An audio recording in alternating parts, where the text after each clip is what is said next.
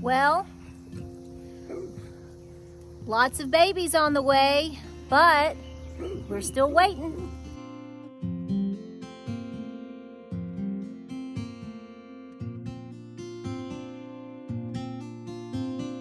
So hey guys, welcome to Appalachia's Homestead. Welcome back to the channel. I hope you are doing fantastic today. I hope you had a wonderful, safe, and blessed Memorial Day weekend. I hope you got to spend time yesterday with family and friends, but most importantly, I know this crowd, I know that you remembered the true meaning of why we celebrate Memorial Day, and that we give recognition, honor, and respect to our fallen. And of course, I always thank our veterans and our active military. We had just a little cookout yesterday afternoon, and I got James a cookie cake. I couldn't resist. It says U.S. Navy. It was so cute. I had to get it. So everybody enjoyed that, of course, and today's been a little bit more low-key, so I've missed you. We had a great weekend. We went to North Carolina on Saturday for Fading Voices. I do have a video on that prior to this one, I'm pretty sure, yes, and I hope you enjoyed it, and thank you for all of the awesome, awesome comments. So we're back at it. Here's the deal, real quick catch-up. In my house, I hatched 8 out of the 13. I had 13, I originally had 14, then we got down to 13 goose eggs. And 8 babies have come from that. The last 5 didn't make it. To be honest with you, that turnout was much better than I anticipated. So we have sweet little goslings living in my bathroom right now. So then we'll have to transition them out very soon in their own little spot as they start to feather out. So that's coming. All of my goat mamas that are bred are doing great. Nothing yet, but like I said, we're getting close. If you put it on the gestation chart, and you look at the timetable, if they were to have gotten bred January 1st, which is a possibility, you would start seeing babies if they didn't have them early. That's supposed to be May 30th. So what is that? 2 days from now.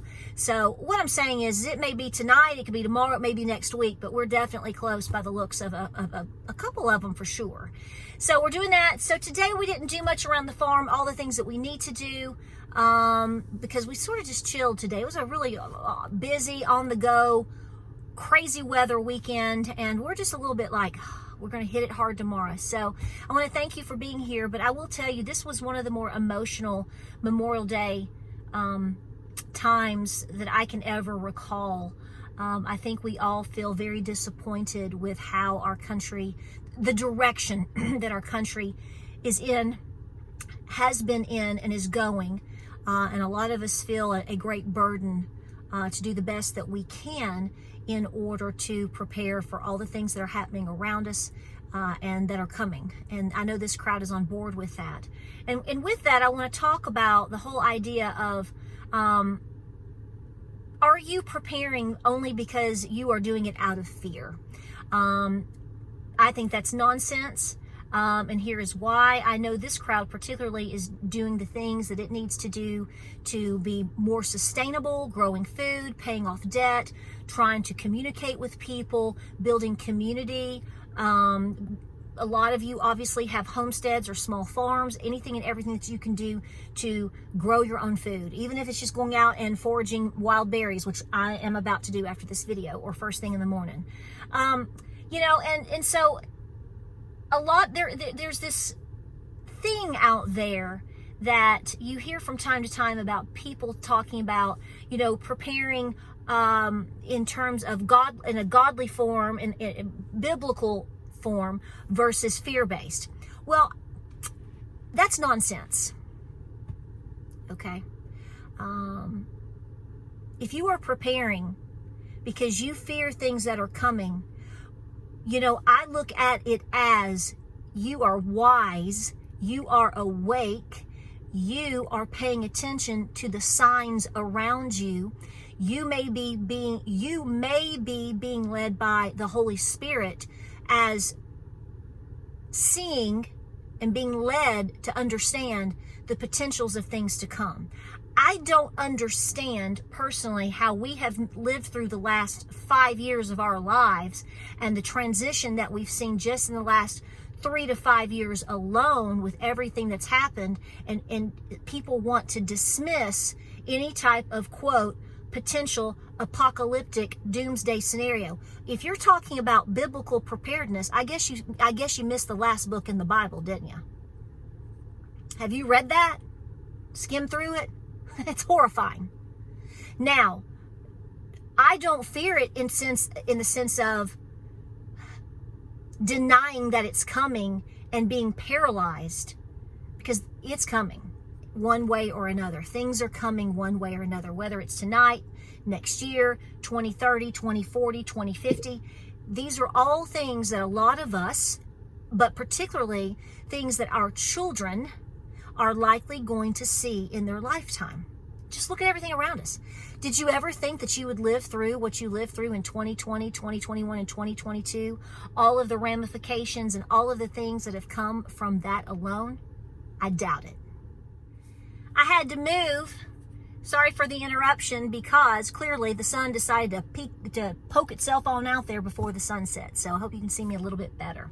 Here's the thing. Let's say tonight you go to bed and you have a dream.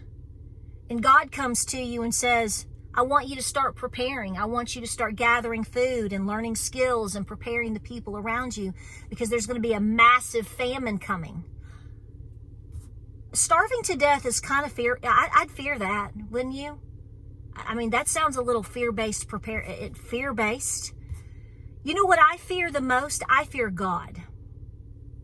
So we can sit here and talk about EMPs and nuclear war, great famine, economic collapse. You know, here's the thing. Any of these things, if they were to happen, and we didn't talk about tyranny, mandates, your mama, we didn't talk about all that other stuff that is an endless list of possibilities as well. Forcing you to do things that you shouldn't do, or you should have the right to resist. You know, I don't know. It sounds kind of like something we've seen lately. But you know what I fear? I fear that if I don't listen to the brain that God and Granny gave me, and to the gut that I feel at times, especially the Holy Ghost is saying, now do you really need to go do that? Do you really need to buy that?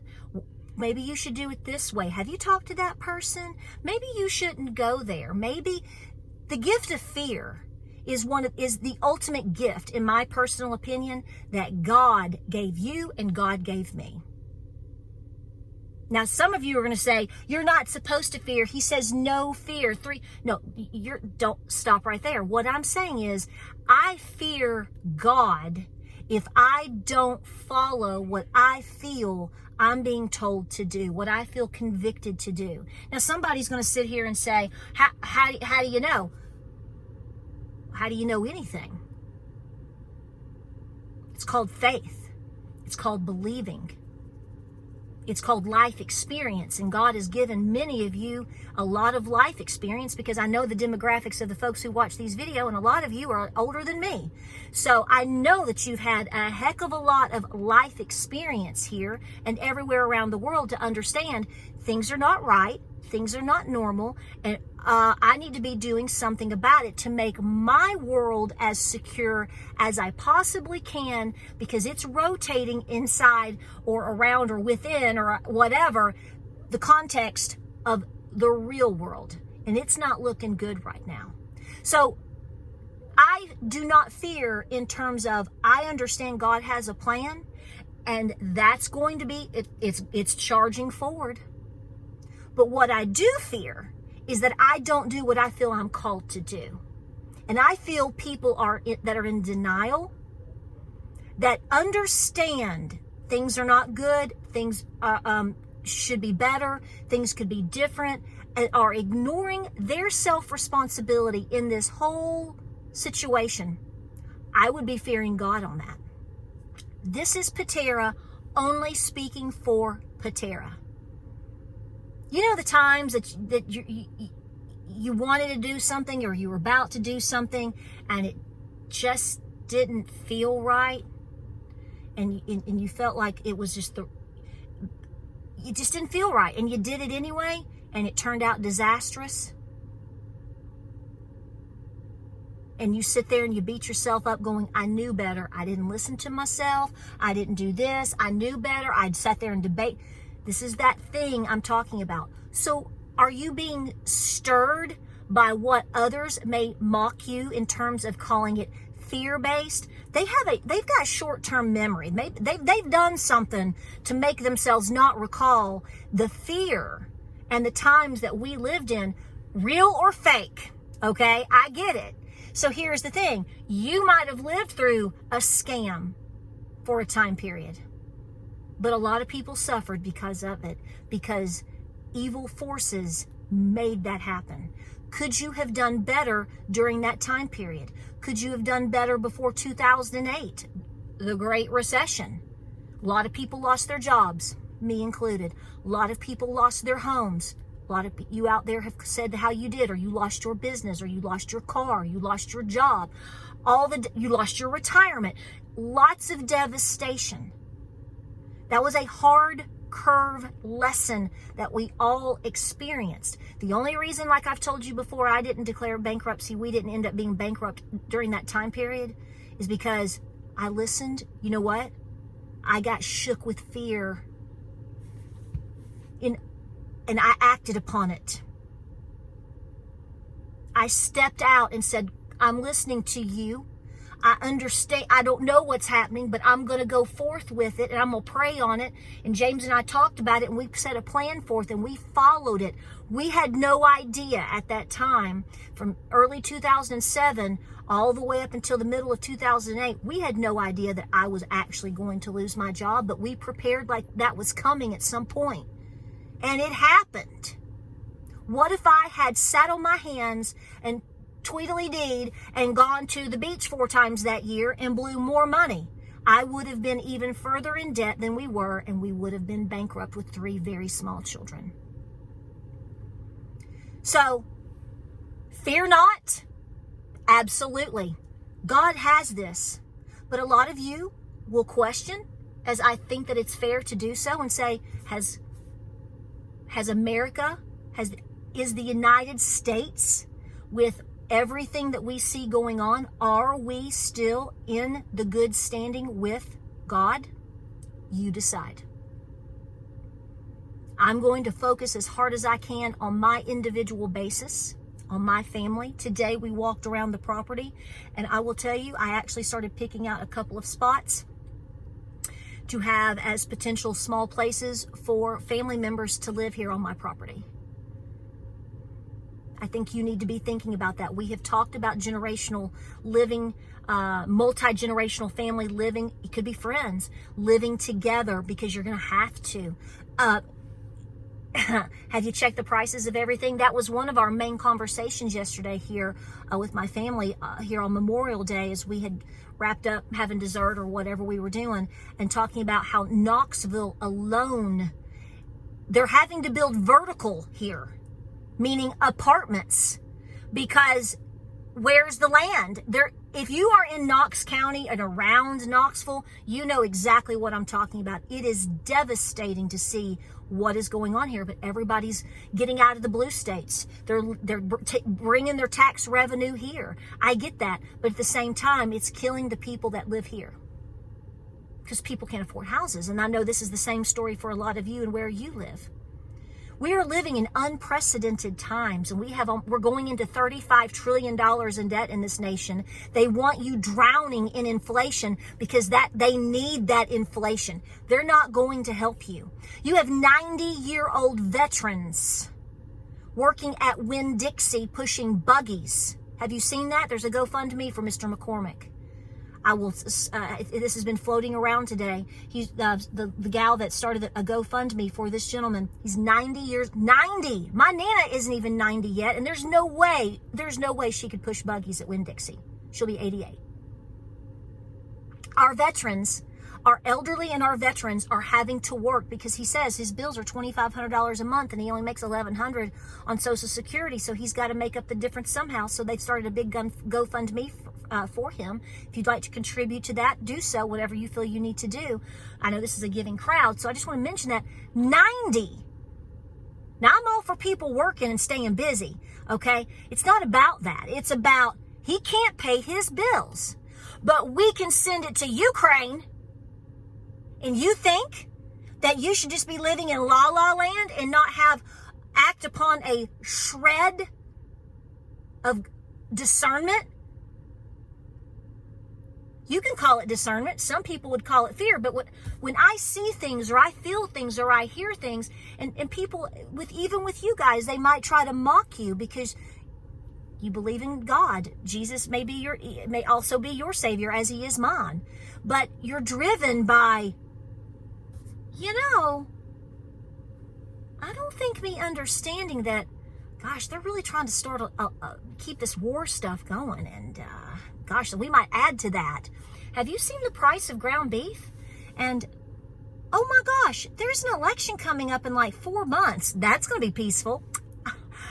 And you just think you don't need to be doing anything? You're in denial. You're the blind. You're the worst kind of the blind because you're ignoring things deliberately. Those are the same individuals that will turn around and expect those that probably prepared, quote, in fear. Fear. I don't know about you, but as a human being, I'm going to pray and I'm going to do my best, and I believe in God, and I know that there's a reason for everything, but I have to admit to you, you may not want to admit it to me, it's okay. I kind of fear starving. Actually, I don't fear myself. I fear watching my children starve. Maybe you don't. There's a shred of me that kind of doesn't want that to happen. So that drives me to work harder, because I listen and I think about and I try to use my discernment, and I've opened the Bible and I've looked at history, and I know that people by the majillions, is that a word? We just made it up, have starved. People are starving now. There are wars now. There is crime now. It's getting to the point where your money doesn't mean anything now, does it? There's a lot of other examples of things that I can mention that are biblical, but we will just stop right there. You can take it as far as you want. But these individuals trying to dismiss, don't be in fear. I get what you're saying. I don't want you to be deflated, and I don't want you to have a miserable life, and I don't want you to be, paralyzed by fear. But fear is also something that is a gift. I have the book down in my description called The Gift of Fear. You might want to look into that. The other day when we talked about the woman being followed from home, when she knew she was being followed in the store, it gave her enough wisdom after the guy approached her in the parking lot to be looking around her as she was starting to head home. Thank goodness it was daylight. She saw the guy was following her. So see, that fear that you're not supposed to have, that kicked in, and that made her make better decisions. And guess what? She avoided being robbed, carjacked, assaulted, name it, trafficked. Who knows what this guy's intentions were? So what I'm telling you is have faith in God's plan. Absolutely. But you and I have a job to do. And people that are using this in terms of manipulating people to, you're just scaring people. Good. Where have you been the last 4 years? Where you been? Neener, where you been? Are you floating in outer space? What's going on? So listen. Oh, a deer's walking up. Listen to me. And I know that I don't have to say this to this crowd. Be doing everything that you can. I don't care if, listen, somebody will say, we're not expected to really start seeing things till 2030, and we got plenty of time. No, you don't. Sorry, that's a lie. No, you don't. Because the build up to that is not going to get any easier personally. There might be moments of breaks and things for individual circumstances. Please, Lord, let there be a break. I get it. I pray for that. But here's the problem. In order for you to be self-sustainable as much as possible, you may have to move. How are you going to do that with prices of homes and in interest rates and inflation being the way that it is? Can't do it today, can you? That means it's going to take a plan and it's going to take time. might take 7 years and a coat of many colors. But you have to start today. See, these little voices of, oh, well, I mean, I can see you trying to pay off your credit card, but you're just scaring people. And that is just fear. Preparedness is obeying. And it is absolutely at times in your life where I honestly will say, I do think fear has saved many people, probably even, my goodness, your adrenaline kicks in, your fight and flight. You realize the consequences. That may be what has saved you. That's a gift. Use it. There's people around you that are dismissing a lot of things because they can't deal with it. And they make excuses and they try to manipulate, make you feel bad for doing so. Dismiss those people and get busy like a bee. Thank you for being here. I hope this made sense. I feel like there's more to this equation that can be dissected and discussed. But do not let some knucklehead numbskull talk you out of doing the things that you know that you should be doing, which is the very best that you can to be prepared. And if that makes you a fearmonger, wear it with pride. Because when it all shakes down around everyone and you can't be found and you've got a plan in action and you're debt free and you are set and you're the one with the skills, you're the one that got physical and got better fit, didn't sit around in a recliner eating chocolate chip cookie dough ice cream, although that sounds awfully good right now. Joe. Yeah, stop. Y'all bring me the gallon of the chocolate chip ice cream, okay? I'm going to share it with these people. We're going to share something with the real people. Okay, thank you. All right. Guys, I love you. I hope you had a great weekend. I hope this makes sense.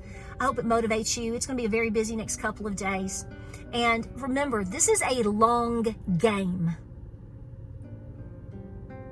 And I don't want you to fear so much for yourself, but I do want you to work very hard for your children and grandchildren. Because if you don't see the things that we talk about, well, you already have and you already are. But if you don't think your children or grandchildren are in for it, well, this crowd's here to tell you that they are. And if that doesn't rattle every fiber in your body, there's nothing we can say to you anymore. Get busy.